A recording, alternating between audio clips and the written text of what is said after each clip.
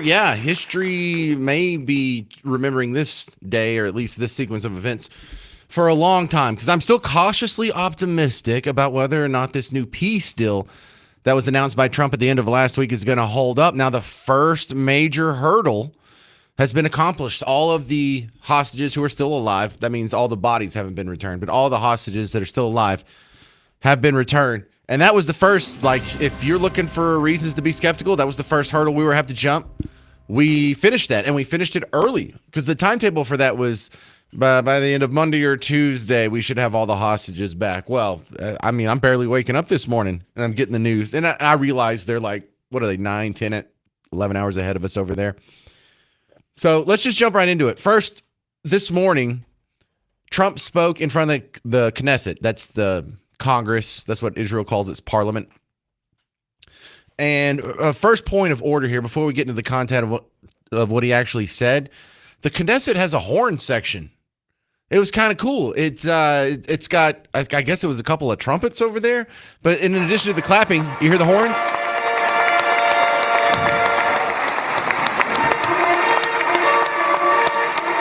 So that's pretty cool, right? It's like in the Robin Hood cartoon version of Robin Hood when the King Richard comes back and there's like the horns and whatnot. Can we get a horn section? Can our Congress? We can do a horn. We have plenty of extra trumpet players laying around, right? Maybe we throw in a trombone there. Maybe when a ska band's not touring, their horn section can just go out there and crank out some intros when presidents are walking up or whoever it is. But I was thinking maybe a drum line. Maybe we'd do a drum line in there. And of course, we all saw a good drum line at homecoming on Friday. It just whatever high school's closest by, just bring in a few snares and a couple of bass drums. Maybe the guy that plays the quads there. Of course, if we combine them, the horn section and the drum line, then we'd have the old New Orleans style brass band. And another thing that they won't show you on the news, but I thought you'd be interested in seeing, just because we have a little bit more time to chat, is before Trump got to speak, he was sitting on the side and they came up and they're saying a whole bunch of stuff in Hebrew and there's a translator over it, so the audio's sloppy. But at this one point, after the majority leader spoke, the opposition leader got a chance to speak, and Trump just walked up to the podium to introduce him, to call him up, and then go sit back down. But just having him, and this is the first time he was on the mic there, they broke out in a Trump chants in the Knesset. The president. Where?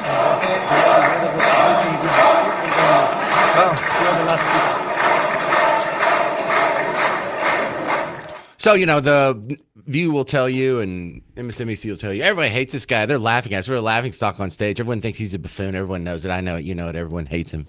No, they don't.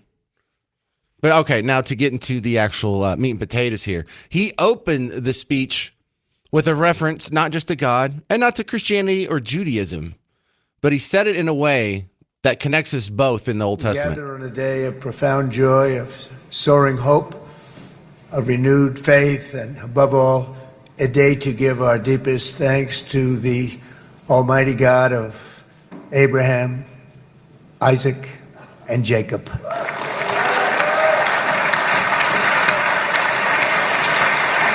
So that's a very unifying statement, because he doesn't wuss out and say, just the ethereal concept of God, and he doesn't say specifically Christianity or Jews, because the God of Abraham, Isaac, and Jacob is also the God that the Muslims believe in. Now they call him Allah, but the God of Abraham, Isaac, and Jacob, who's Ishmael's dad? Oh, that's right, Abraham. So same God. So you do know that there are Muslim Arabs in the Knesset. So he's not speaking to Jewish people. He's not speaking to Christians. He's speaking to a combination of the three for the most part. I don't know. I imagine they might have some secular people in there. And so I guess the only people he's leaving out is the godless atheist. And you know what? Some people will go to their synagogue. Some people will go to their church. Some people will go to their mosque. If you're an atheist, you can just go stand in an empty room, stare at the wall if you want. But for the people who were religious, that was a very unifying statement. And also decidedly not secular for the leader of the free world. And then he's imagining here with this peace deal, you got Iran settled down. You got a bunch of people staring at the Houthis really hard. So I don't know if they're going to be flaring up anymore. And in that broader region, we've kind of calmed down what was going on between the Armenians and Azerbaijanis, and the Syrian guy got overthrown last year, and so we're looking for that place to be a little more peaceful.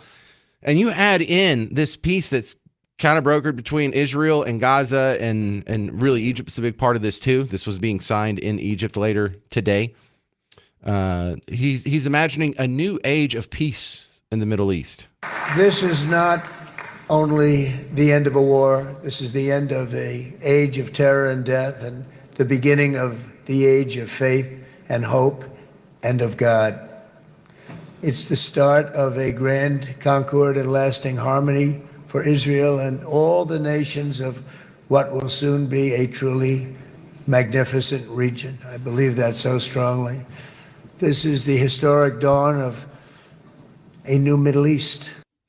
So, as it stands now, all 20 living hostages are now free under this plan between Gaza and Israel that was brokered by Trump. Will it last? Do you think it can last? Are you really expecting there to be a new age of peace in the Middle East? Are you cautiously optimistic?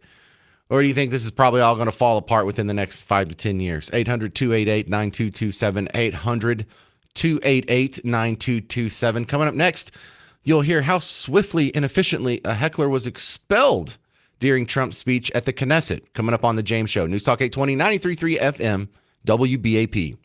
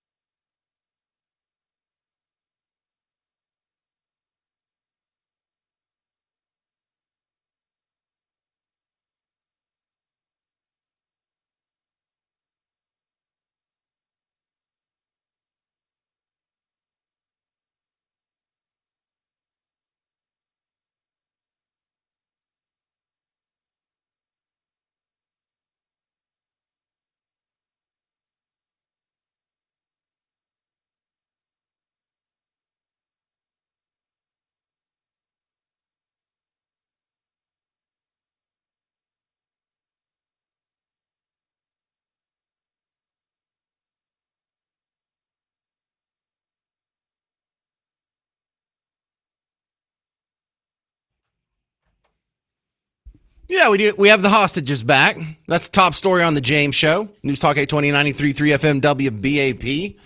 So the first big wow moment of the Israel peace deal is already happening. Happened this morning before the James Show even started. And I was telling you when we were talking about this at the end of last week, like we're not really going to know until the end of Tuesday whether or not the people behind Hamas are going to live up to their end of the bargain. And I think the first big question mark we have is, are the hostages actually going to be released? I won't believe it till I see it. So credit where credit's due. Now I see it.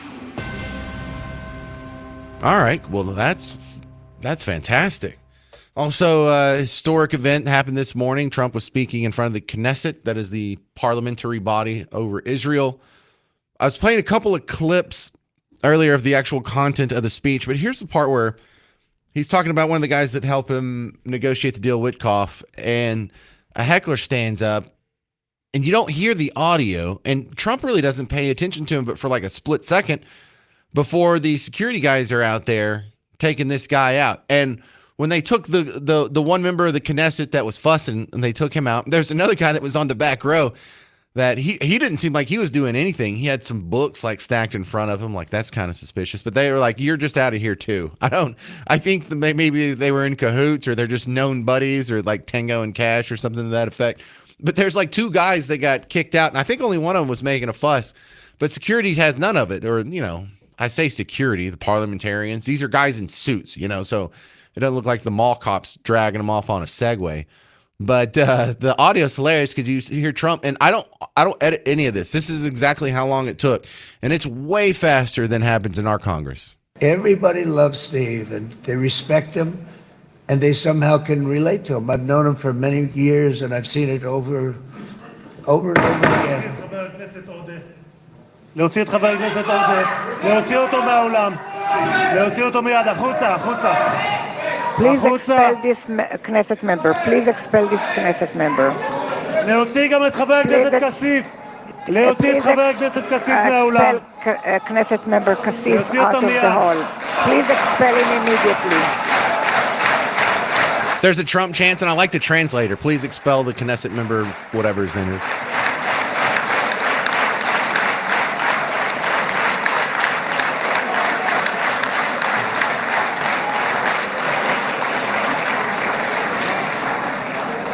Sorry for that, Mr. President.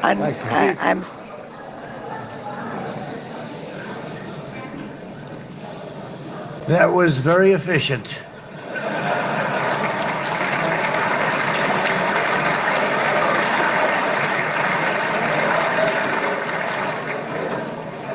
Yeah, it's hilarious. All right. So as it stands, since then, Trump flew down to Sharm el Sheikh, Egypt, where he and a couple other world leaders signed it. And I say a couple, three other world leaders signed it to make it official for the Israel-Gaza peace deal. Then he spoke for a second in front of a table that says 2025 in big letters that were lit up next to it. I watched that whole thing. That's worthless. You don't need to go back and watch that if you see it on YouTube. And then there was another press conference where him and a handful of world leaders, Israel, Hamas, Egypt, there's a few other guys that were there. They gave us a press availability with a couple of questions answered. I watched all that. That was kind of boring too. The part that stands as of right now, though, cautious optimism still reigns here on the James Show. My skepticism it comes from a lifetime of experience and realizing that even before I was born, this is a part of the world that's had a hard time getting along. And so if you were skeptical about this, you should be. If Trump does this, it's something that no one's done in a long time. I kind of bristle at the idea that, well, they've been constantly at war for 3,000 years. Well, no, they haven't. There were long stretches of peace. There were times when they weren't at each other's throats. There were times when they were living in a more pluralistic society where, hey, you have a different religion, but whatever, you want to do business. So it hasn't really been that bad the entire time. And I'm not even convinced that the Palestinians and the Philistines from the Old Testament are even the same people. So let's put all the hyperbole aside and just recognize, I don't know, that since at least a little bit before World War II, when we were trying to resettle that thing and get it all stretched out, what do you blame? World War I is when the new heat started that we haven't seen this. So at least 100 years. This is a peace that has been 100 years in the making. And if it stands, this is Nobel Prize worthy stuff. I mean, what is the Nobel Peace Prize invented for, if not for resolving conflicts like this long-standing, devastating, high-profile, high-emotion, high-stakes conflicts? This is one of the top. I'm also enjoying this because this is going to make some of the right people quite upset. On Friday's show, it's the weirdest thing I get feedback on. I got a lot of feedback, and I know you didn't hear it because I played it in the last hour of the show, so there's the less than 20% chance you heard this. There was a video going around that went viral of some lady cackling and enjoying the fact that Trump didn't win the Nobel Peace Prize this year. Dude, we hadn't even got the hostages back. They just announced it last, Thursday or whatever, and, some Latino woman from Venezuela won it. But can we check back in? Can somebody find who this woman is? And let's check back in on her in about a year or so. Because if Trump ever does win the Nobel Prize, what's going to happen to this woman? She's going to freak. Good morning, Donald. Thought I would check in again. Since you didn't win the Nobel Peace Prize.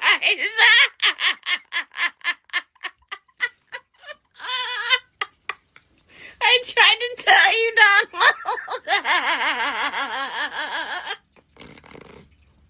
The world is not a fan. Norway is not a fan. This made my weekend. What a way to start out a Friday. The White House is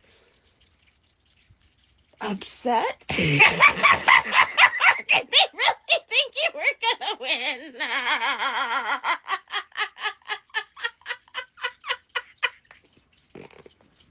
And you lost to a Latino woman. That makes it even better. Man, what is that? Is that genuine? Is she like the Wicked Witch of the Northwest or something? Like one of the stepsisters from Wizard of Oz or something? Because it also sounded manufactured. Like that, what she was saying wasn't really funny. Even if you hate Trump, that's not something you would laugh at for 30 seconds, like Skeletor at the end of a He-Man episode when they're about to go to break. But you know what? I recognize that same energy. That was the same kind of like fake cackle laugh, like pretending to be amused just for sort of internet clout because you're dunking on Trump. Do you remember the lady that made that smarmy election prediction on the day of the election saying Kamala would win, and she smarted off to some other guy in the grocery store? Same energy.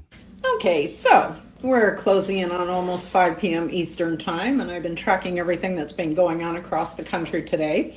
And my most important encounter was when I went out to get my champagne. I was talking to the guy in the store, of course, asking him, did he vote? And he said he did early voting, and he asked me if I early voted. And he asked me, why I was getting the champagne. And I said, because I'm going to be toasting Madam President tonight. And he just looked at me with kind of like a smirk on his face. And I said, she's going to win this, right? And he says, oh, well, it's very, very close. And I said, no, it's not. He says, well, what do you mean? I said, no, it's not. The women of America are making their voices heard. Reproductive rights is what it all comes down to. And the women are voting in numbers relative to men that are unbelievable. She's won this. And I said to him, she's going to take every one of the swing states plus Iowa.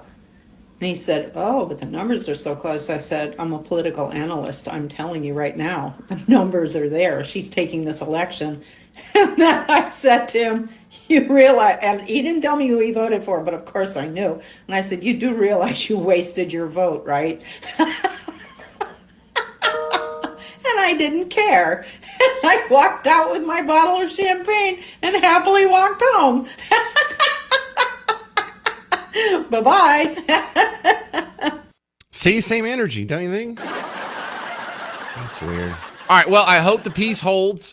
I'll be monitoring the situation. If bombs start flying, WBAP will be the first to tell you. But coming up next, I'm going to give you the full-throated historic defense of Columbus Day on The James Show. News Talk 820, 93.3 FM, WBAP.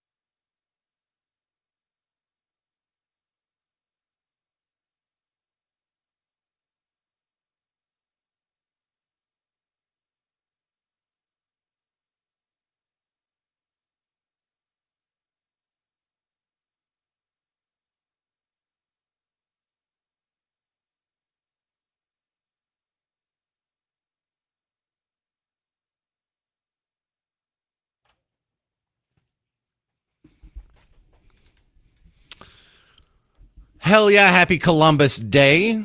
Welcome to the James Show, News Talk 820, 93.3 FM, WBAP. I am your host, James Parker. Of course, Columbus Day is worthy of celebration, and far more so than Indigenous Peoples Day. That's not a slight to Indigenous people, but they didn't go embark on the voyages that discovered the New World and connected the two pieces of humanity that had been disparate since the last ice age. Like, these were one of the most consequential voyages in human history. Opened up the age of exploration, opened up the colonization of the West. Yeah, worthy to be remembered. However, there's the history you were taught. There's the history that is the revised version that you're hearing now.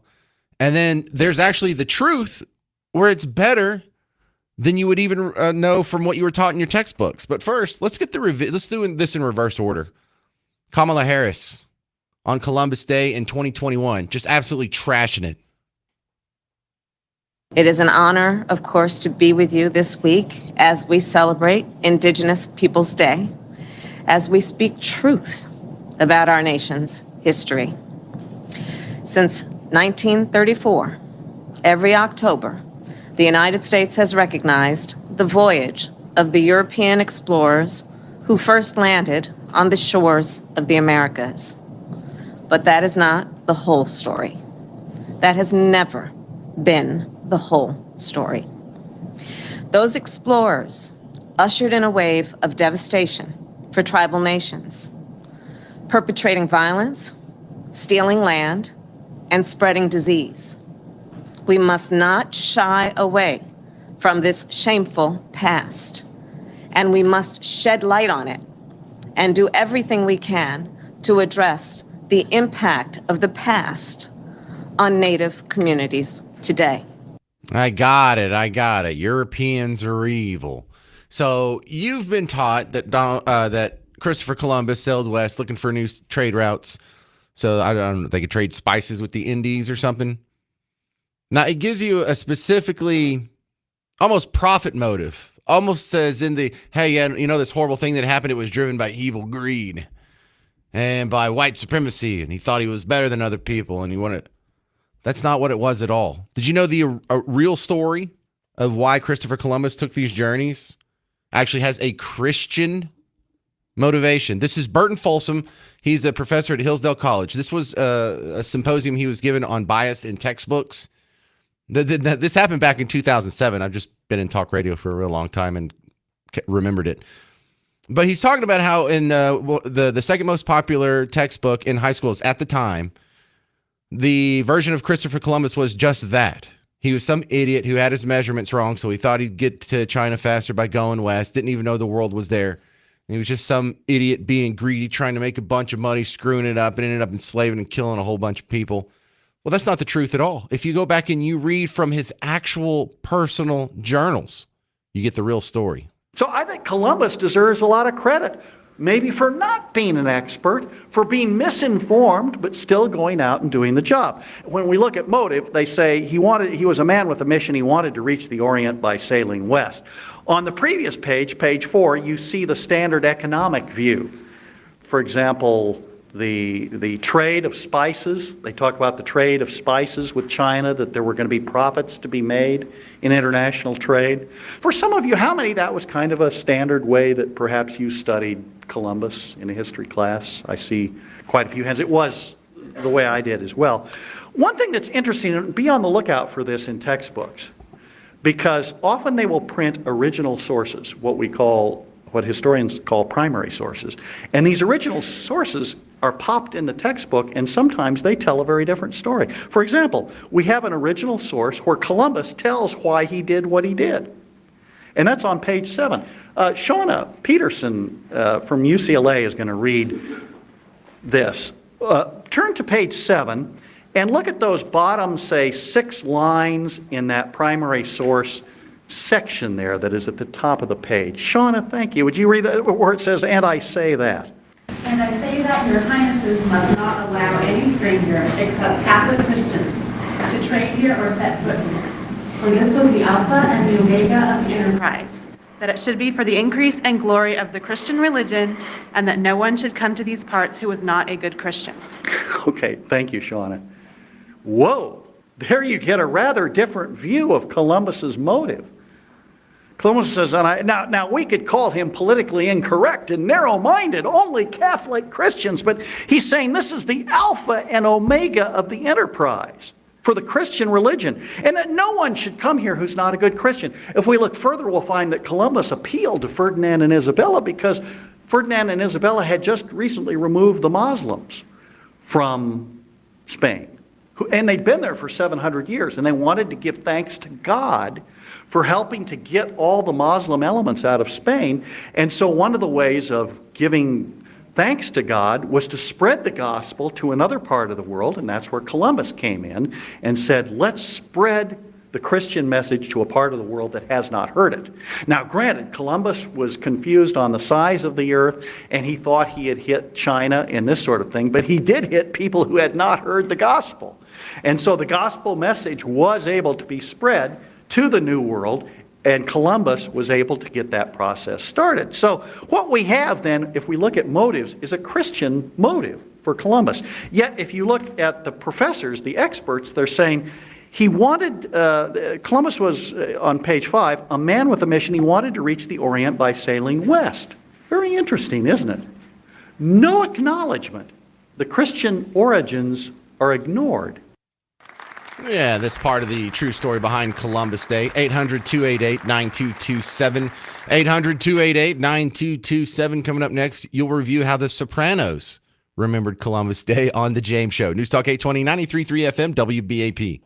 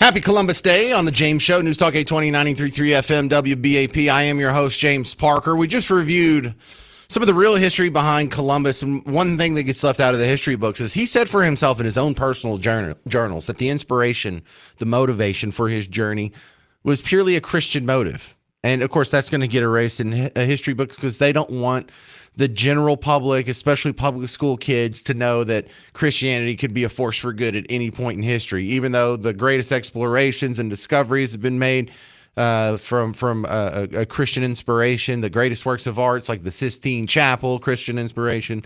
No, it's a pattern that you've recognized long ago.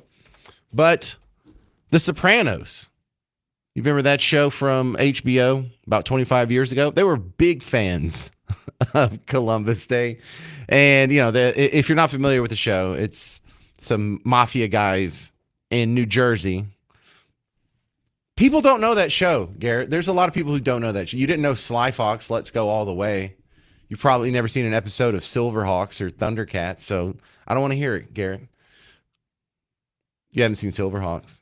All right, anyway, here's The Sopranos. They're outside, and one of their friends is actually from Italy, and you can tell he chimes in because he has the accent. This is them talking Columbus Day. New Jersey Council of Indian Affairs has announced plans to disrupt Monday's Columbus Day parade in Newark. Council Chairman Del Redclay, professor of cultural anthropology, stop blowing your nose. I want to hear this. Council members and supporters will lie down in the path of Columbus Day marches, quote, in protest of Columbus's role in the genocide of America's native peoples, unquote. To launch their protest, the Native Americans and their sympathizers plan to begin a death watch tomorrow over the statue of Columbus in Christopher Columbus Park. Some bad mouth in America, especially now. I thought Columbus was the hero of America. Oh, see, it's these Indians and the commie. They want to paint Columbus as a slave trader instead of an explorer. You gotta admit, they did get massacred, the Indians. It's not like we didn't give them a bunch of to make up for that. Land, reservations. And now they got the casinos. The we ever get we didn't have to work our off for? I won't mind sitting on my ass all day, smoking mushrooms and collecting government checks. You know what it is? I'll tell you what it is. It's anti-Italian discrimination. Columbus Day is a day of Italian pride. It's our holiday, and they want to take it away. Damn. But I never liked Columbus. Hey, what? In Napoli, a lot of people are not so happy for Columbus. Because he was from Genova. What's the problem with Genoa? The north of Italy always have the money and the power. They punish the south since hundreds of years. Even today, they put up their nose at us like we're peasants. I hate the north. Jesus, take it easy. All right, now that's really cool because this is the show that was trying to show you how dumb and knuckleheaded their main characters are, and then Furio, the immigrant guy, the one that's actually from Italy, just threw all of their preconceived assumptions into the toilet there. They thought that there was some kind of unity because they're Italian, he's Italian, so naturally they were supposed to like him. But Furio shows you the nuance and the complexities. You know, if he's a northerner, I guess that'd be like us versus a Yankee, like someone from, dare I say, New York City. New York City! So they had really strong opinions, but did they really know what they were talking about? And then there's another scene in The Sopranos where Junior's working on his homework. Not Junior, but the main character's son is working on his homework. And Gandolfini comes in there and tries to correct him here, but it's not quite right. We're having a discussion about Christopher Columbus. His history teacher, Mr. Cushman, is teaching your son that if Columbus was alive today, he would go on trial for crimes against humanity like Milosevic in, Europe. Your teacher said that. It's not just my teacher, it's the truth. It's in my history book. So you finally read a book and it's bull. Look, you had to walk in Columbus's shoes to see what he went through. People thought the world was flat, for crying out loud. Who cares? It's what he did. He discovered America is what he did. He was a brave Italian explorer. And in this house, Christopher Columbus is a hero. End of story. That's funny because no one thought the world was flat. But again, ill-informed, but very strong opinions. We had a statement from the fake Donald Trump. I'll say this again. This was a bit, y'all, and I know it's an impersonator. But the fake Trump gave his thoughts on Columbus Day. This is your favorite president, or as they call me, Chief Golden Eagle, and I wanted to wish you a very happy Columbus Day. I knew Christopher Columbus very well. He was a great friend of mine. I called him Chris, and he did a tremendous job. But the radical left-wing crazy Democrats want to call it Indigenous Peoples Day, and I get along very well with the indigenous people. They love me. They call me Chief Golden Eagle. They say, Chief, what are we going to do about these crazy radical left-wing Democrats like Lion Liz Warren? I call her Pocahontas. Chief Spitting Bull. She's a horrible person and a loser, and the only woman who has ever failed a DNA test. Nobody ever thought that was possible, but she failed a DNA test. What a disgrace. Jiggly Belly Pritzker. I call him Chief Eats Too Much. Chief Broken Scale. Every scale he steps on says, ouch, you're hurting me. Please get off. He's a huge guy. He keeps stuffing his face. He's a huge guy and a stupid guy. And Peso Store Obama, right? You look at him in his sombrero. El Hakimo, Chief Tiny Teepee. He has a very small teepee. I have a huge teepee. Everybody knows about it. But we are sending out an executive order via smoke signal commemorating today as Columbus Day. We're making it Columbus Day again, celebrating my tremendous friend, Christopher Columbus, and all of his incredible achievements. So happy Columbus Day. God bless you. God bless America. And thank you for your attention to this matter. All right, that was the fake Donald Trump.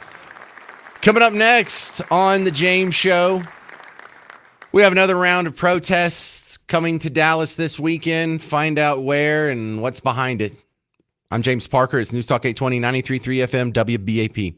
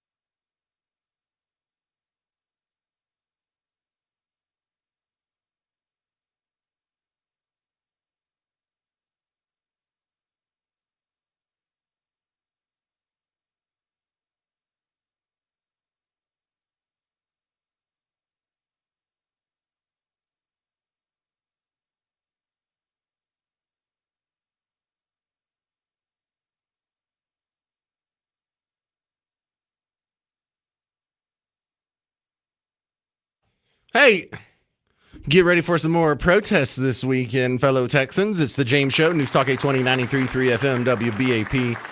I am your host, James Parker. And part of the reason that I'm such a good talk show host is I have a personality flaw that makes me just really nosy. I am so nosy. Now, in interpersonal relations, that can be a problem. However, for purposes of being your talk show host, it's a useful trait because I really want to know what the other side's saying. I want to know what they're saying behind our back. I want to know what they're saying behind closed doors and behind, the curtain that they all shove.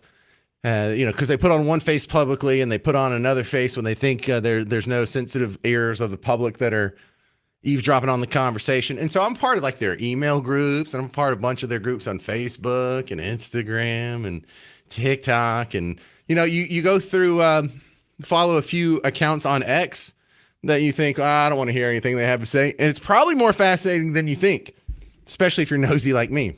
So I'm in one of the No Kings group. Actually, I'm in the Indivisible mailing list. Indivisible is one of the parent companies that does some of these other protests here. And of course, the people that run that, it's a couple, and yes, they're Soros funded. But there's going to be some protests this weekend, October 18th. And they're going to say, look, it's just the people of America organically rising up and speaking out against the kings. We just really don't want kings. And look, the normal comebacks you're going to have, like, well, did y'all care about kings when everything was locked down under COVID? Did y'all care about kings when you couldn't go see your own grandmother's funeral? Did y'all worried about kings when all these other usurpations of your constitutional liberties were happening? No, just now with this guy. Just with this guy. But they're going to act like this is a grassroots, totally organic, ground-up process. It's not.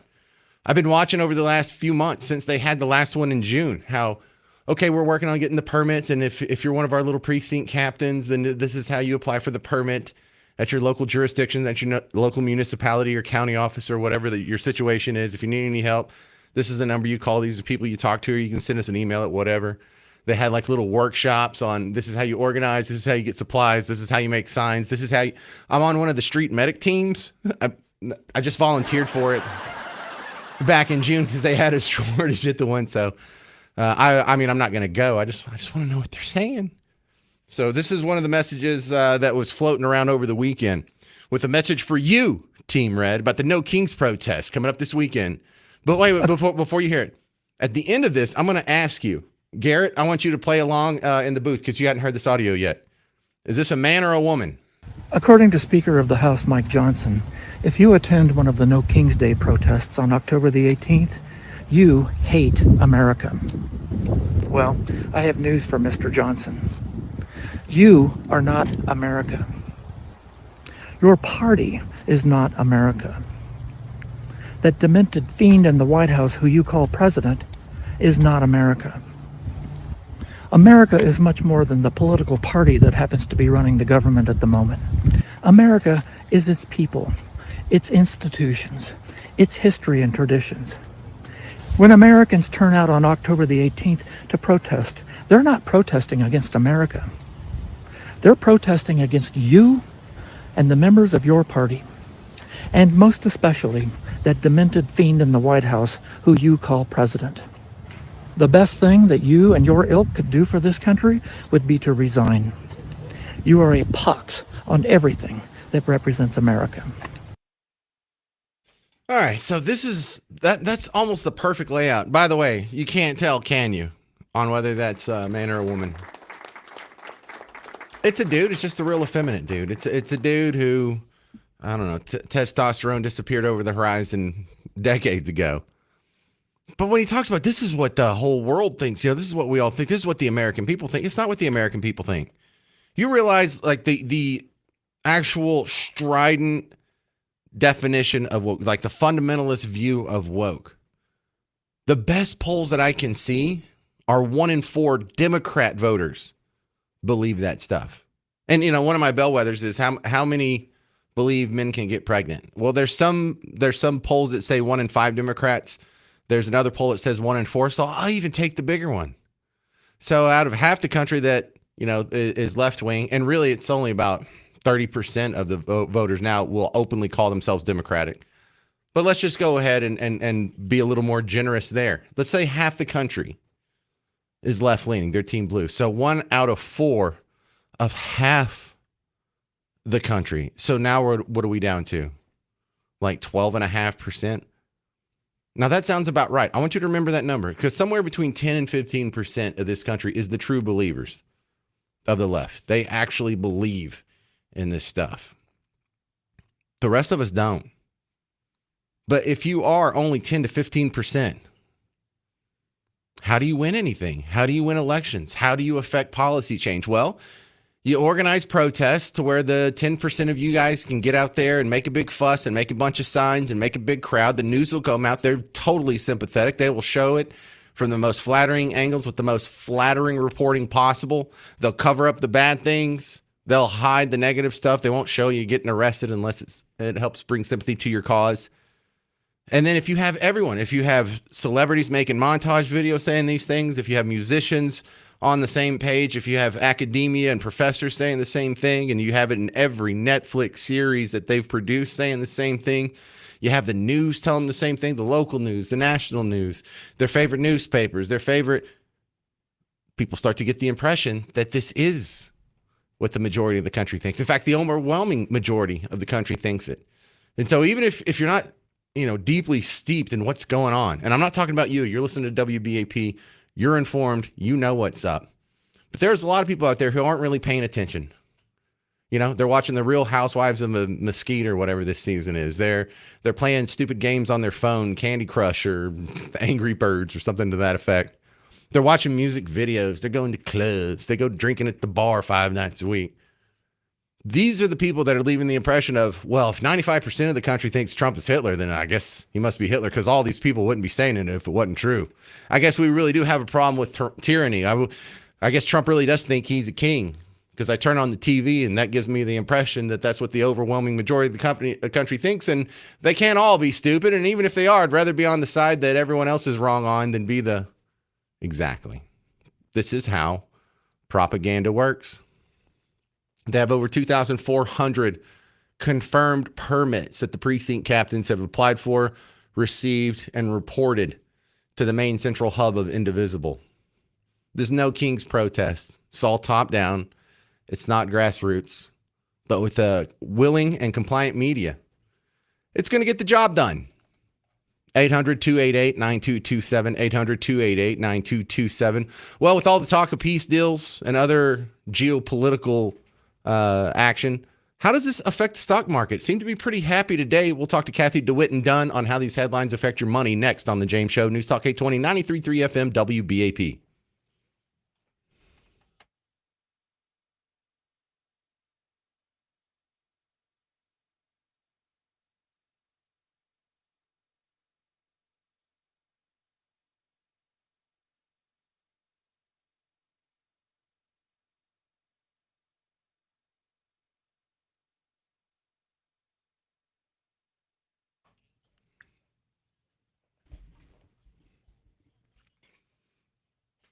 Hey, homeowners, listen up. If you're thinking about painting your house, you need to stop and listen to me for the next 55 seconds here. Do not paint your house. That is an obsolete technology. If you do it, you're going to regret it because here in a few years, you're just going to have to do it again. And then a few years after that, you're going to have to do it again. And you don't have to.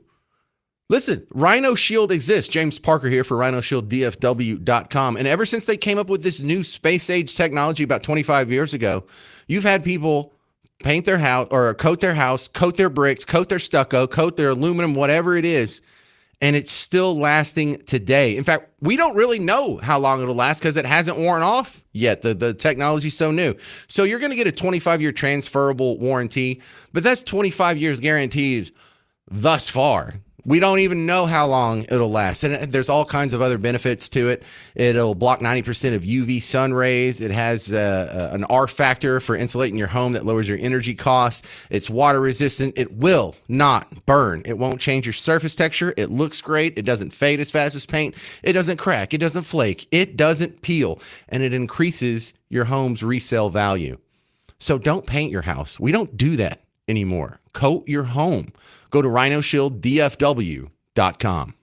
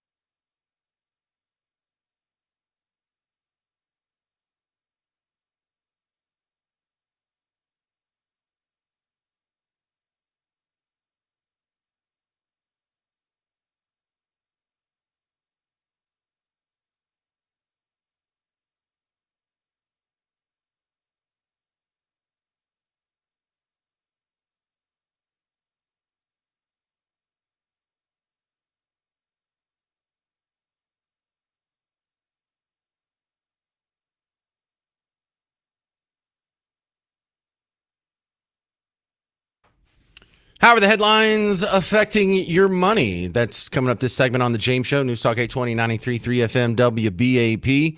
Kathy DeWitt and Dunn jumping back on the James Show. You can hear her on the weekends here on WBAP talking about similar things. What's in the headlines that will affect your money? And Kathy, with the big peace deal here, it's like we've almost forgotten about the shutdown. It's still going on, and the market doesn't seem to care about either one.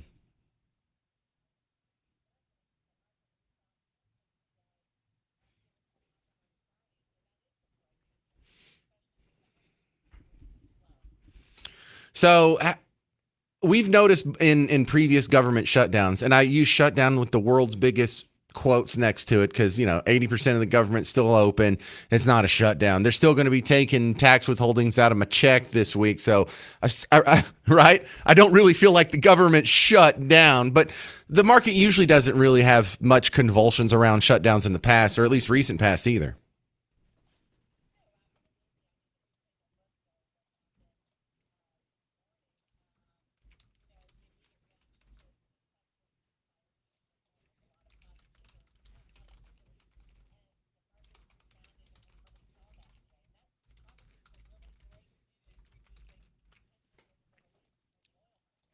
Yeah, and that seems a little odd because where Israel and Gaza is pretty much the only place in the Middle East that doesn't have oil. Yet the market still like the idea of peace over there.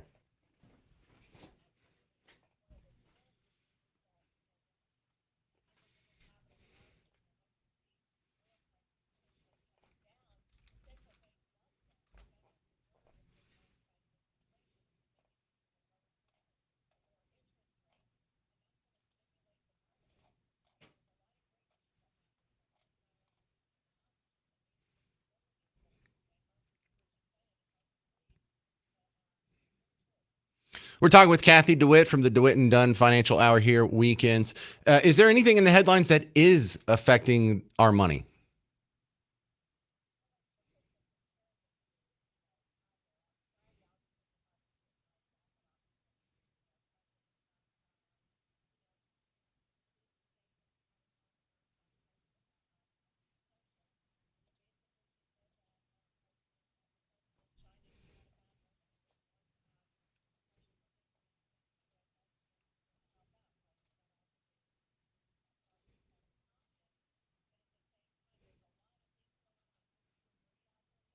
Yeah, you know what? I've even forgotten the tariff thing was still hanging over our head, but I guess there's like another deadline that's facing Chinese imports or something to that effect. I don't even know where we're at on that.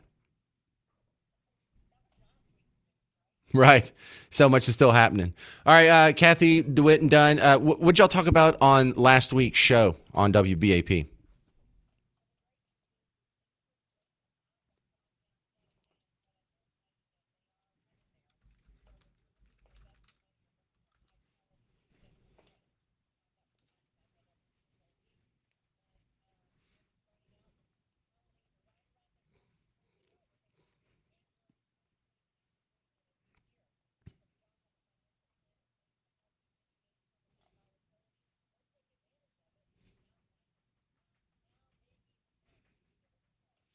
Well, I've also noticed that if you go to stores right now, Christmas decorations are starting to be, make their appearance. I saw some at Family Dollar, I saw some at Michael's. What are we expecting for the holiday shopping season? Do you see more optimism than pessimism, even with all the tariff talk?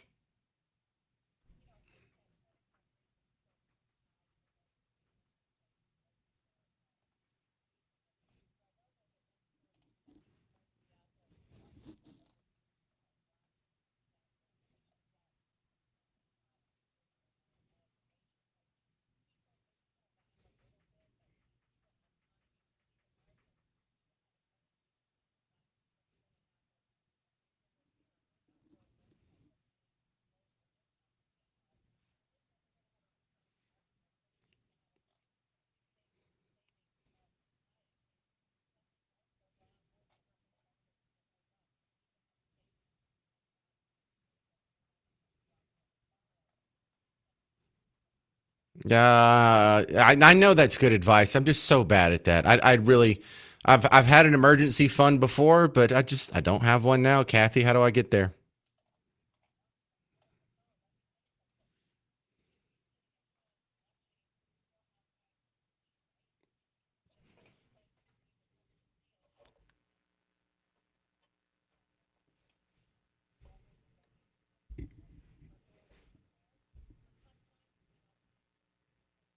All right, you can hear on the weekends here on WBAP. Kathy DeWitt is on the DeWitt and Dunn Financial Hours Sundays at 11 and again at 4 o'clock. Thank you very much for sharing your expertise on the James Show, Kathy.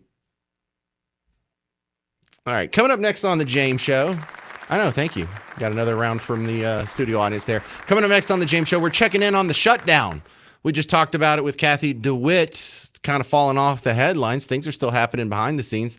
You'll find out next on the James Show. News Talk 820, 93.3 FM, WBAP.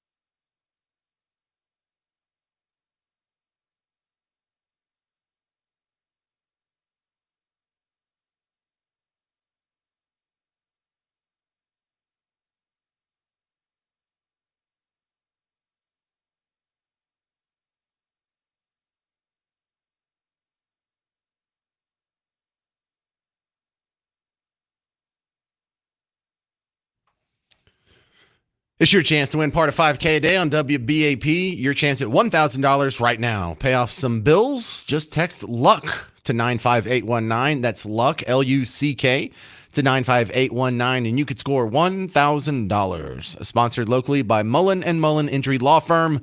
Good luck. Well, we're loving the shutdown on the James Show. News Talk 820 93.3 FM WBAP. I am your host, James Parker. The shutdown goes in today. We don't even know anymore because here's the mainstream news reporting on the shutdown today. We totally forgot about it. It's not even in the headlines. They're not even rolling through it. I thought kids were supposed to be dying in the street if we had a shutdown. I thought there was going to be planes falling out of the sky. I thought it was going to be dogs and cats living together, just utter chaos, anarchy in the streets. No, actually, it's just, you haven't even noticed, really, have you? Here's what I want to add to it today. That is a headline that should be on all CNN, MSNBC, Fox News, Fox Business. All you guys should be running this one. This is huge. Do you know who Kalshi is? It's an overseas betting market. And the bettors, the people who are putting their money on how long the U.S. government shutdown will last, is now above 35 days. Those are the betting odds right now on how long the U.S. government shutdown is forecasted to last. Now, Kalshi's not right about everything.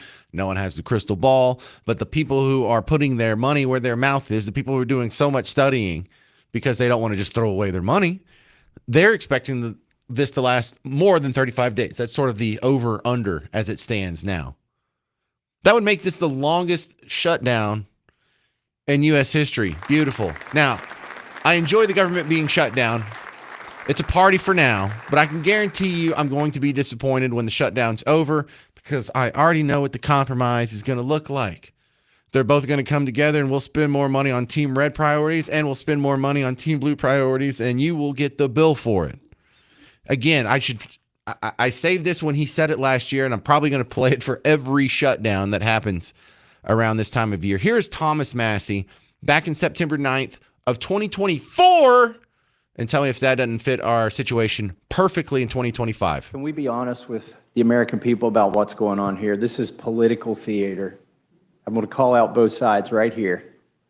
It's all posturing. It's fake fighting. We all know where it ends up. This is Groundhog Day. I don't care if the Democrat is the speaker or Republican is the speaker. We always get a CR in September, and then we get an omnibus. Sometimes there's a twist on that. We might get the omnibus before Christmas, but if we're not good, it comes after Christmas. But that's what's going to happen. And in the meantime, it's political theater. You know, we've got it's good theater. We've got great writers. I wish they'd just come up with a new plot. It's the same plot every fiscal year. What should we be doing? It's already been discussed. We should have done 12 separate bills. We should have done 12 separate bills. But again, whether Democrats are in control or Republicans are in control, we never do the 12 separate bills. Why do we always spend at least as much as we did last year, and why do we never cut spending? It's because Democrats want to grow the welfare state, and Republicans want to grow the military-industrial complex. And we're eventually going to get together, and they're both going to go up. I guarantee it. And both parties are just fine letting the bureaucrats do their thing, which should be our thing, according to Article 1. Section 8 in the Constitution. We are empowered with these things. Most important of the things we do is the funding, and that's the big lever we have. Yeah, now tell me that doesn't apply 100% to what we're dealing with right now. Yeah, we should have done 12 bills, but we didn't. Yeah, they're going to at least spend as much money, probably more.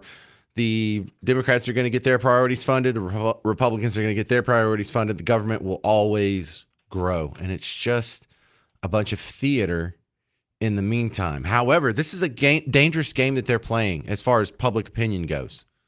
Because there's a reason why the shutdown was the most scary thing in the world last week, but it's being dropped today.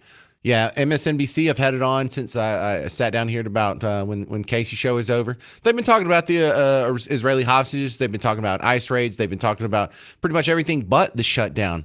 Because What if the government shutdown does last more than 35 days? What if we do have the longest shutdown in history? And what if everyone noticed that their lives didn't get any worse? In fact, for a lot of people, their lives might have improved. I mean, what if the shutdown has zero impact on your life? Wouldn't that tell you the government's useless? Now, the government's useless. I know the government's useless. But there's about, 90% of the country that's not listening to talk radio right now that doesn't get that message. Will they get it under this scenario? Will they also learn here? Because the 15th is Wednesday. A bunch of people are about to get paid. If your taxes are still being deducted, if your Social Security and your income tax and all that's still being deducted, FICA, then the government's not really shut down, is it? Is Congress still collecting their paychecks? Are you still paying taxes? Well, then they'll realize that this isn't even really a shutdown at all. So maybe this temporary closing of a small part of the government, why do we have to turn it back on if everything seems to be running just fine? A lot of people are notice they might be a little more bummed out about the government shutdown if the government hadn't used their tax dollars to import all the people from Haiti and Somalia. Maybe if the country was able to function perfectly fine for over 35 days, the shutdown should just last forever. But in the end, Thomas Massey's right.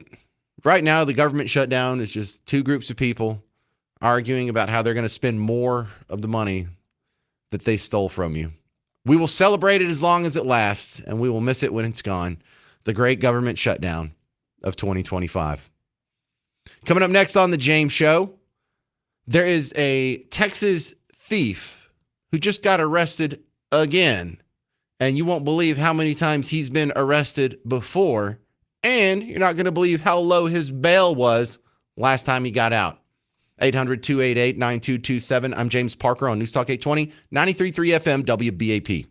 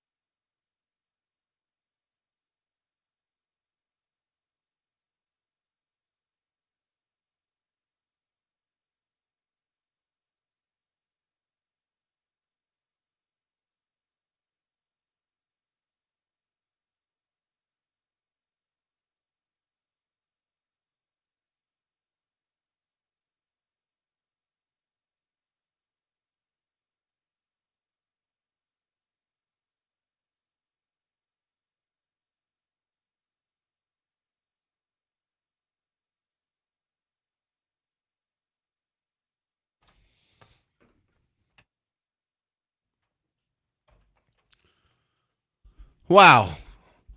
I'm so glad you're able to fight through the destruction and chaos that is the government shutdown and listen to the James Show today. I am your host, James Parker, News Talk 820, 93.3 FM, WBAP.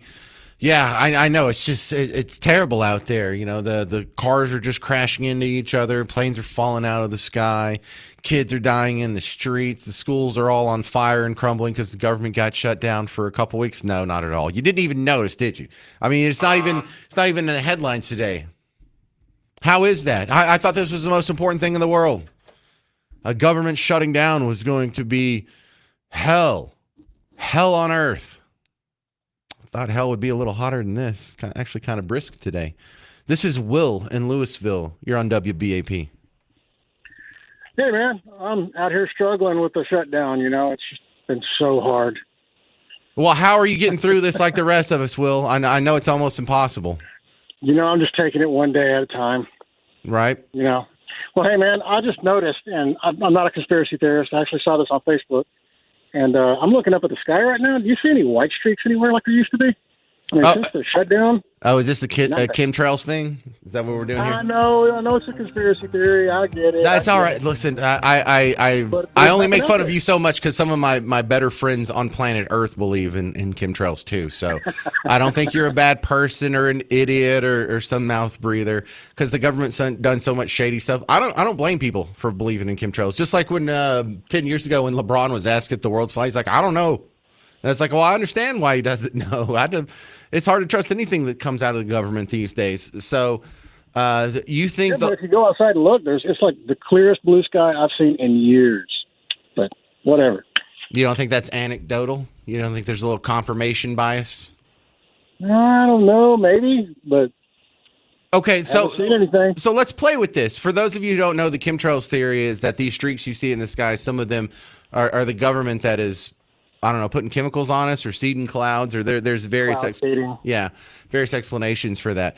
And so, look, if this is being done through what the black budget and the Defense Department, it wouldn't need to shut down. It would still be funded because the only things that are being cut don't include the black budget of the Defense Department. What if it's an NGO? So you think maybe USAID took it out? No, I don't know if it's USAID, but I mean, how many NGOs are there out there? Well, see, I lean against that because they would want to keep it off the books because there's a lot of sleuths like you looking into it, Will, and if y'all had them dead to rights by now, right? I mean, I actually haven't looked into it. It's just kind of funny, but okay. Well, I mean, do you really believe in this or not? I don't know. I mean, I look around now. I'm not seeing anything now since the shutdown, and I haven't seen anything since the shutdown. So, I mean, I'm not like a conspiracy nut or anything. But I just something I noticed. No, I don't think you are. You know, if you would have told me, hey, the government's going to fake a pandemic and they're going to release a flu that's not really going to kill anybody, but they'll use it as a pretext to shut down your schools, your churches, your business, and they won't even let you go to your grandmother's funeral. I would have thought you were nuts 5 years ago, but here, hey, man, COVID is the only return on investment I've seen for my tax dollars. Oh, that's an interesting way of putting it. Well, thank you very much for calling in, Will. If you want to share how you're devastated, your life has been absolutely ruined by the government shutdown over the last couple of weeks, 800-288-9227, 800-288-9227. It certainly hasn't stopped the thieves of Texas. This report comes from ABC 13 in Houston. I want you to pay attention to how many times this guy has been arrested before and how many convictions this fella has on his record. That's number two. And the third data point that I think is paramount to this story, what was the bail that our hero had to pay, our anti-hero had to pay the last time he got out of jail? Texas DPS say these three stole $300,000 worth of... And don't, look, I know you're not going to do this, but some people will. Don't send me an email making fun of the guy's lisp. It's not important to the story, okay? Texas DPS say these three stole $300,000 worth of merchandise from Target. Multiple thefts over a 20-month period dating back to February 2024. All three have lengthy criminal histories. In fact, records show Bernard Lane, the man prosecutors describe as the ringleader, has been charged 70 times in Harris County. 70. Things like evading arrest, assault, and DWI. By 2024, he'd been convicted 36 times. And yet that same year, when he was arrested for choking and threatening to kill an ex-girlfriend, court documents show a magistrate allowed him to bond out of jail for a mere $1. All right. So your three magic numbers there. He's been charged 70 times. He has 36 convictions. And his bail for the last time he got out of jail was $1. No wonder we have a problem with crime in the big cities. This is Ken in Arlington. You're on WBAP. Hey, if you guys got caller ID, call Will back and tell him Kroger's got aluminum foil on sale. So he can make a hat out of it? Right, exactly. Well, I mean, what's your pushback against the chemtrail crowd? You can't just make fun of them. No, but if you notice that the last time Texas had the Democrats flee the state shortly after there was a government shutdown.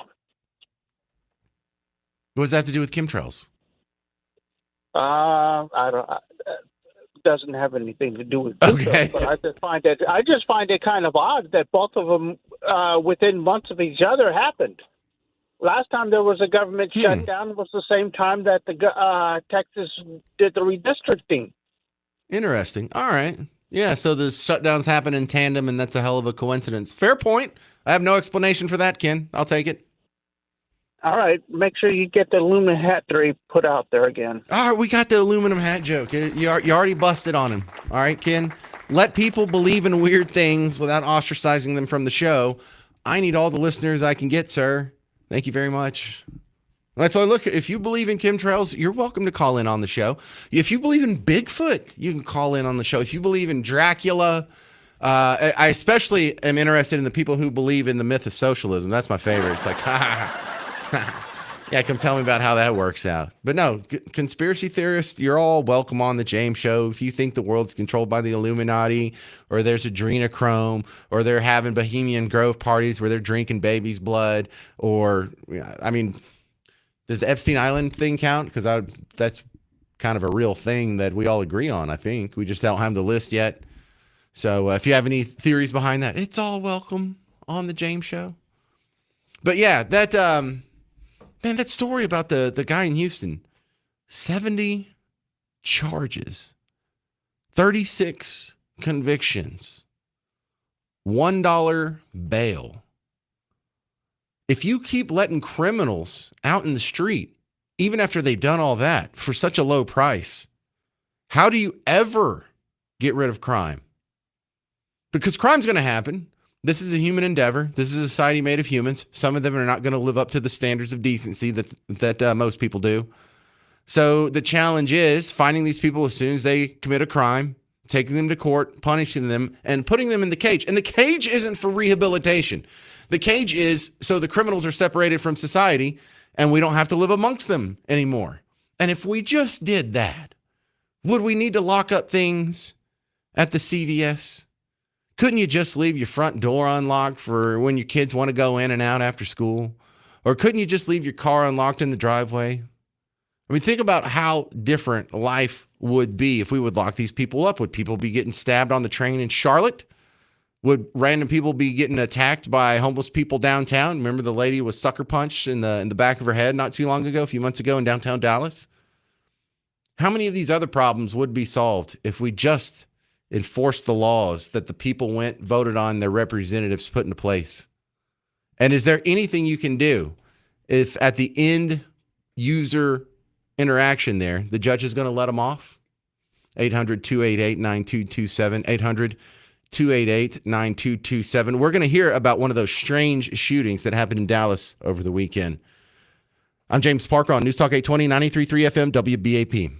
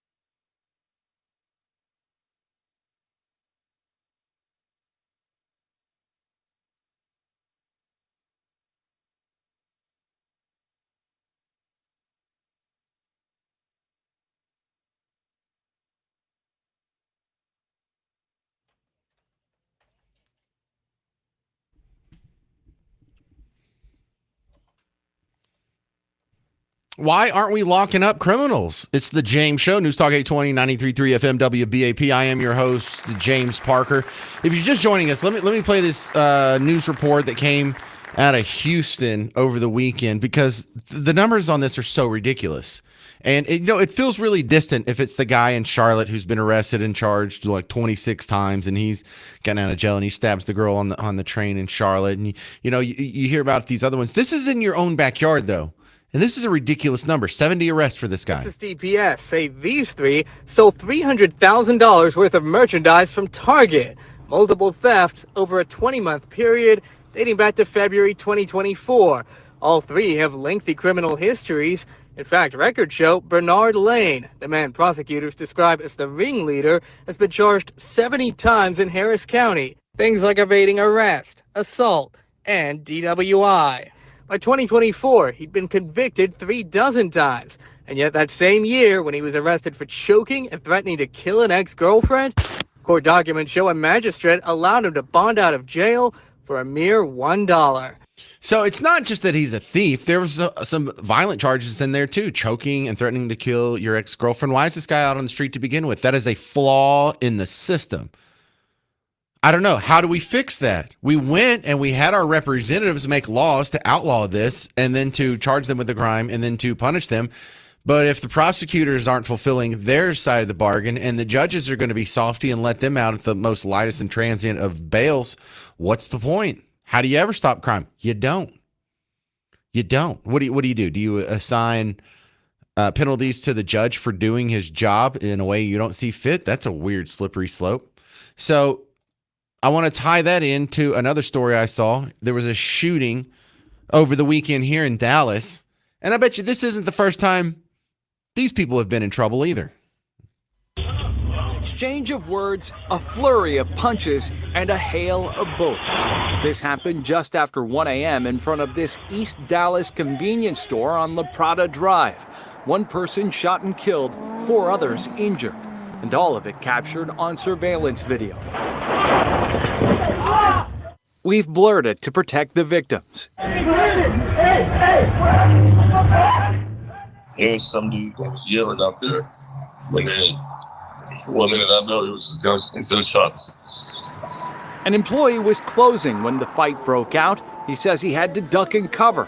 He asked that we not share his name. Fights are common here, he said. Somebody lose their life, and it's not too far. Look closely and you'll find more traces of gun violence at this shopping center. And this incident comes about a year after another deadly shooting in the same parking lot. There's still a memorial here to that victim. Now, I don't know the specific shooter's history yet. We may find out later. I doubt you'll get reports on it because they don't like to follow up on this. As Rush called them, the drive-by media. But statistics say about 92% of the murders that happen in America every year, the victims already committed a felony at some point. They're already a criminal that's rolled up in the game. Do you think these guys are any different, or do you think this is the first time they get in trouble? Because what was it, like a month ago, there was a guy who beheaded a fella, and I think it was just 1 or 2 exits down from this off of I-30, same East Dallas neighborhood. But that's a guy who had been arrested over and over and over. He wasn't even here legally in the country. He had a deportation order. He wasn't even supposed to be in America, and the judges still let him out on the street. There's your problem with crime, number one. This is Eric in Denton. You're on WBAP. Yes, thank you for taking my phone call. Thanks for taking my phone call. Anyway, this is what we have to do is we have to crack down on these Soros type of appointed, paid for lawyers. And what I think it reminds me of is it's almost like a Joker strategy. So if you watch Batman, Joker's always going to the break out all the criminals out of prison and insane asylums and the create havoc and on Gotham. So the same thing is these guys, the socialists, these communist judges got to be charged as charged as accessories to rape or accessories to manslaughter or whatever that these guys, because they're repeatedly releasing these guys knowing they're going to create more crime. We got to be charged the judges. Yeah, Bad judges. I love the idea of that. I just don't know how to word it without any negative consequences. How do you punish the judges if they let people out on bail and something crazy happens while they're out on bail? Because they're going to let people out on bail for $1 million, and that guy's going to go out and do something crazy. Should the judge still be in trouble because the bail was large? And so then you got to say, well, then it would just be for the freebies or for the guys that get let off on $1. But where do you draw the line? How do you even do that? If it's something ridiculous, like you said, this guy with like. Okay, but define ridiculous. That's the hard part. Okay, so like the example you had, like the guy's he's done like a charge, like 50 times or whatever, the 70 times, and the judge releases him for $1. That's what is not even that's not even in the ballpark of reasonable. So there has to be a line, but there's a line between wrong and right. And these guys are intentionally, because there's a socialist idea of like destroy the current system so they can replace it, and that's what they're trying to do. Yeah. All socialist movements seek to create chaos so they can rise out of the ashes of the chaos. Whether it was China or Pol Pot or Soviet Union, the Maoists did it and whatnot. These are all good observations here. I just don't. I don't know how you word that answer. I don't know specifically. We all agree that the judges need to be held accountable, but how? How? What does that mean? Of course, $1 bail is ridiculous. So what's not? $10 bail, $20 bail, $100 bail? Isn't that supposed to be the discretion of the judges? And then also the other difficult part is you point out that they're Soros-funded DAs. What happens if Soros stops all his political funding and the Team Blue voters in these jurisdictions keep putting in idiots? Then it's not a problem with George Soros. It's a problem with the idiots who keep voting in these terrible, terrible prosecutors, terrible judges. So a lot of complex questions, no easy answers, but I mean, we're on the right trail. Number one, this guy, whatever we can do. How about we remember this judge and vote him out? I mean, is that all we can do? That seems very unsatisfying. 800-288-9227. 800-288-9227. Coming up next, John Ingham from the WBAP Weekend Broadcast Team and the Cowboys media team is going to talk about how they did this weekend and if their season is savable. I'm James Parker. It's News Talk 820, 93.3 FM, WBAP.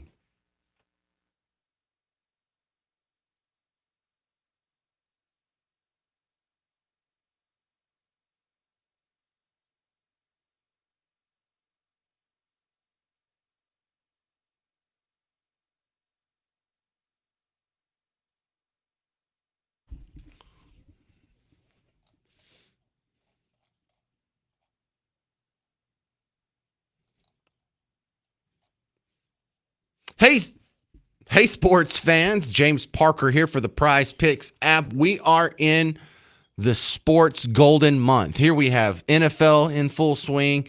You have basketball coming back. Hockey, the Stars have opening night tonight. Baseballs are rolling in through their playoffs. This is it. So if you're tangled up in sports already, add a little bit more fun with the Prize Picks app. And let me show you a little secret of the pros that I did this weekend. I made a lineup of punters. You have to make a lineup of 2 to 6 players, whatever the sport is. You just look at a statistic. You pick more or less. So I went through and I was like, oh, hang on a second. If the Cowboys defense is absolute hot garbage, right, then they're not going to give up a whole lot of punts. The other team's just going to roll through them. And the Cowboys offense is pretty good, and they're always going to be playing from behind, so they're not going to do a whole lot of punts either. So I went through on the punters for the Cowboys and the Carolina Panthers this weekend. I picked less than for their punts. Boom. One, turned $40 into $100.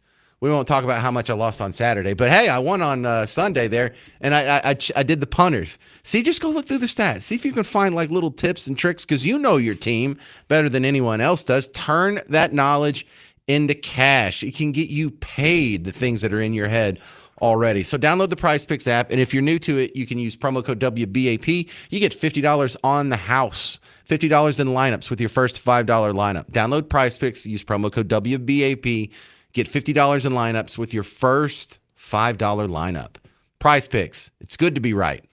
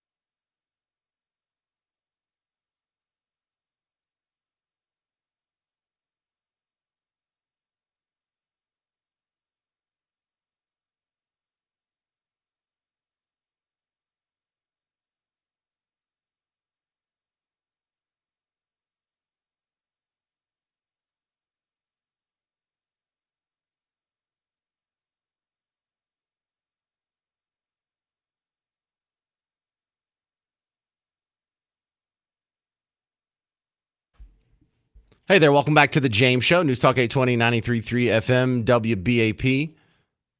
I am your host, James Parker. Welcome to the big show. All right, so when we talk about what's going on in the news and what can we do to reduce crime, and that's a real scary story, and you know, some of these look like real easy answers, and we kind of shy away from them because it does sound so simple. It does sound so easy. But when we have people that are shooting each other, and we know that they've been to jail over and over and over, that's an easy one. Lock them up. If you have any more to talk about that, we'll be expanding on this later in the week. So send me an email, James at WBAP.com. I want to hear some of your solutions because I'm planning something. I want to try and do it tomorrow, but probably on Wednesday's show. I want to hear more of your solutions, and I just got cut off at the end of the segment because I ran out of time here. But now I want to talk some Cowboys. John Ingham with the WBAP media team on the weekends here. And look, the Cowboys lost, but John Ingham, this seemed like a pretty winnable game, and I find that so disappointing that we were so close. And what did we do? We just lost on a walk-off field goal? We can't be losing games like this, John.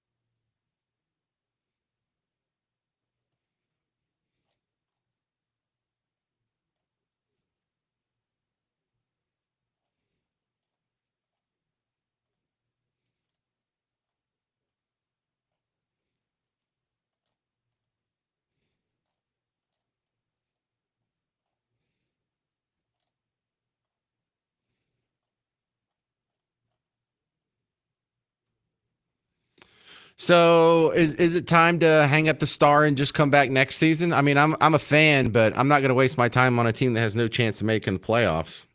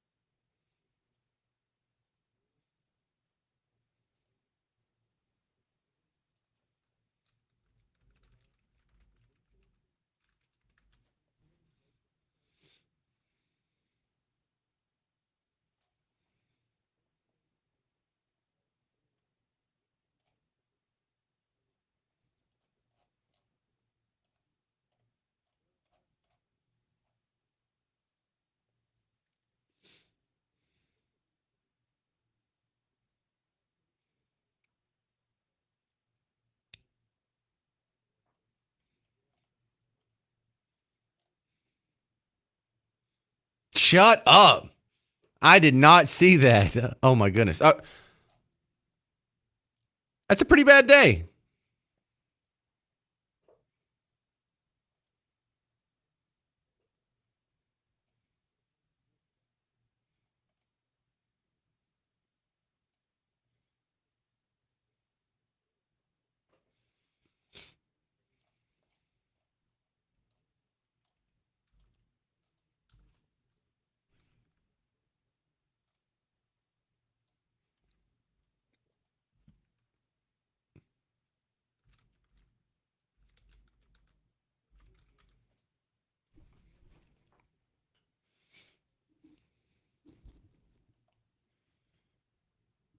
What's the explanation on how we did so bad in running? Javonte Williams has been killing it. I also saw that I might have to like this guy even more because he was the valedictorian of his high school class, which is amazing for a star running back. So, what a special guy. What happened to him this week?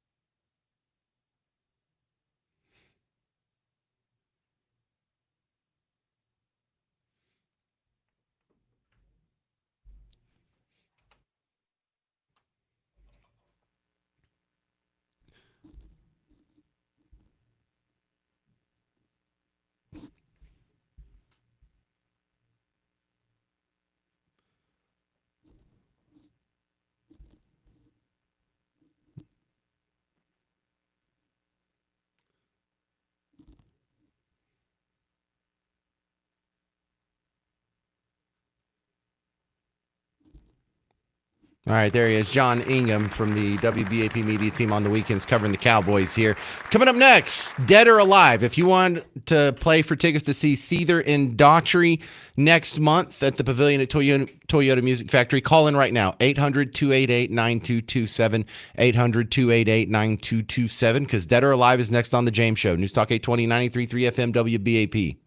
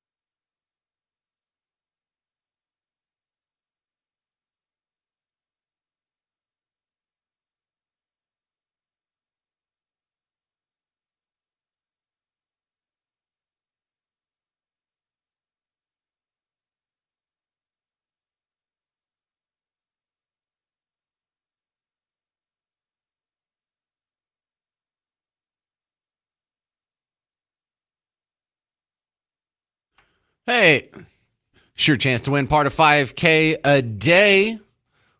Your chance at $1,000 right now. Pay off some bills. Just text FUN to 95819. That's FUN, F-U-N, to 95819. And you could score $1,000. Sponsored locally by Mullen & Mullen Injury Law Firm. Good luck.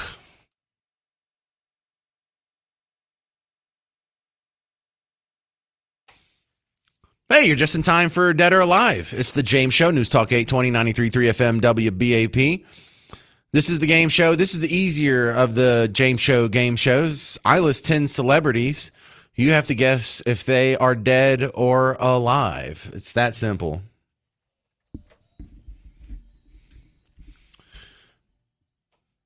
Yeah.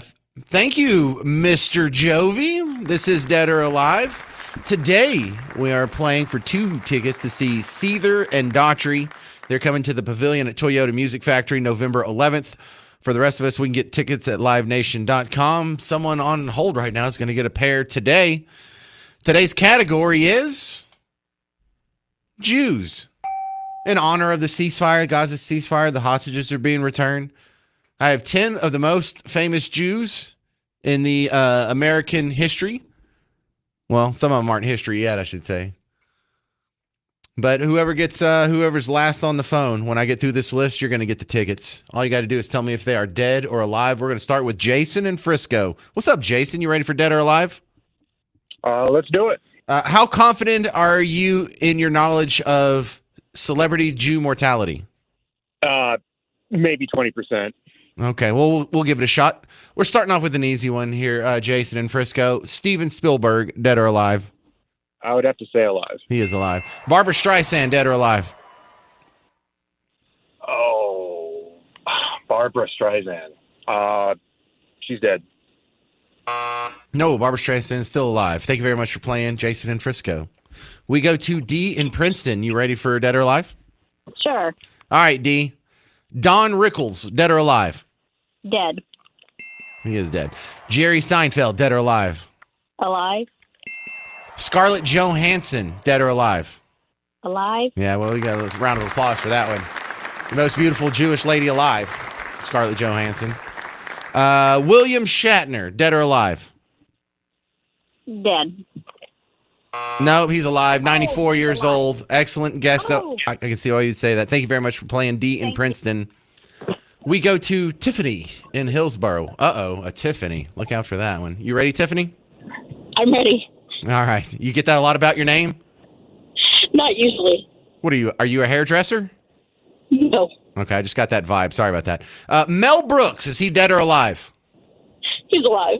He's alive. In his 90s. He's like almost 100 now. Joan Rivers, dead or alive? Dead. That was quick. Bob Saget from Full House, dead or alive? Alive. No, Bob Saget passed away. I know, you were so close, Tiffany. All right, go back to not cutting hair. This is Al in Dallas. Al, you only have one celebrity left on Dead or Alive, and this is for the tickets. You ready? Yes. Paul Rubens. The rest of us know him as Pee Wee Herman's. His Christian name, or I guess Jewish name, is Paul Rubens. Dead or alive? He's alive. No, sir, he's not. Ah, so it's going to go to Lance. Are you dead or alive? I'm alive. All right, well, you win then. You win. All right, you had to do nothing but wait patiently on hold, and your patience has paid off. Yeah. Are you cool? You want to go see Seether and Daughtry November 11th? I'm 74. Well, you might be a Seether and or Daughtry fan. I don't know. I'm going to have to be. Well, you could pass. There's still Cody on hold. Cody in Fort Worth can take him if you're not going to go. No, I'm going to go. I'm going. Do you even know Seether and Daughtry? Daughtry, yes. Who is the other one? Seether. Seether? Seether. Remedy. I don't know. You'll probably know. Go to the show. Have a good time on us. I'll put you on hold. Garrett will get you. One of the Garretts will get your info in there. We'll email you the tickets. This has been Dead or Alive. All right, for everyone else playing, If you want to get tickets to see Seether and Daughtry Pavilion at Toyota Music Factory, it's November 11th is the concert. Get tickets at livenation.com. Coming up next on The James Show, updates from Bug Tussle. It's News Talk 820 93.3 FM, WBAP.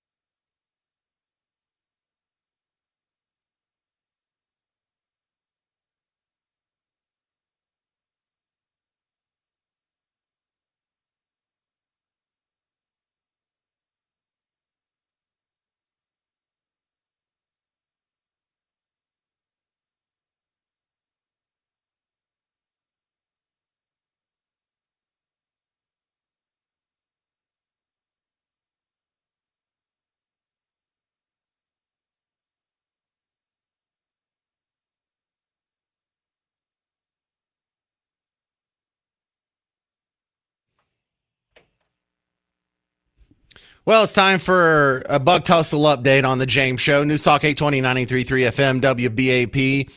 I am your host, James Parker. And every once in a while, I like to break out of the bubble that is the big city, go back to my roots, and let you know what's going on out in the absolute middle of nowhere from whence I came. And so on today's episode of Bug Tussle Updates, we're going to go back to, I'm going to play you a quick, like a little 1 minute segment. I had to pull this clip from Friday's show because it was an important week in Bug Tussle, one of the most important weeks of the year. It was homecoming on Friday. So let me set this up. Bug Tussle actually has its homecoming this weekend. So Rusk, we're coming for you. Or actually, it's a home game. You're coming to our stadium. Please don't beat us. We're not very good. We've had a hard time. Wins are hard to come by. We never make the playoffs. I don't know. I'm not asking you to go out and just like take a knee or like throw the game or, like, oops, I fumbled it over and over and over. I mean, I don't want charity here. But, if your starters have like a tweaked ankle or a little bit sore, maybe just give them a little bit of rest. Maybe just give us a little bit of a break here. We are looking for our third win of the season, and that would be the most that I've seen since my kids have been at Bug Tussle High School. So good luck out there to all the other Bug Tussles who have their games tonight, and especially the homecoming. I hope you all win your homecomings. I hope your moms are absolutely huge. All right, so that was from Friday's show, and your update on that is Bug Tussle won. Bug Tussle. A lot of people don't get really excited at every single win because they get a lot of wins because they're expected to win because they're thinking about the next week, the next team's going to be even harder and they need to really focus on that. Or, of course, we're going to make the playoffs, but in Bug Tussle, every win is valuable. In Bug Tussle, every win counts for something, and we get really excited. I almost feel bad for the other team because we're a terrible team, so if we beat you, then you must be a really bad team or a comparably terrible team that just had a worse day than we did. And so we know what it feels like when you lose and the other side of the stadium is going nuts. I mean, it hurts here. But, bro, this is our third win of the season. It's probably going to be our last.